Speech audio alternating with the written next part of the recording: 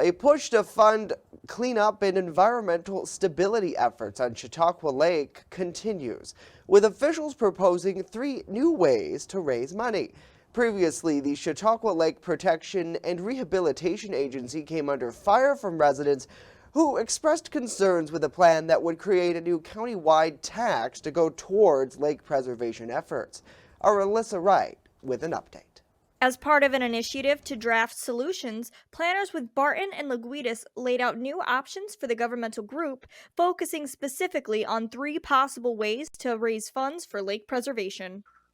We wanted to go with something that had precedent as a previously used method, something that was both achievable and effective following its implementation.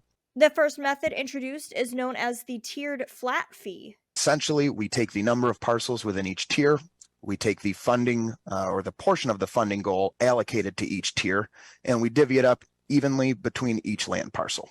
The consultant also outlined another option called the formula-based fee. It allows us to take a combination of property variables, assign a weighting factor to each of them, and take a base cost that would be the equivalent of that tiered flat fee and allow us to increase or decrease that to the specific variables associated with each parcel. Finally, what's known as an equivalent residential tool is also a possible tool on the tool belt. It is a function of the total development within the study area, and it's a standardized method of equating your average residential property and the development associated with it to non-residential properties.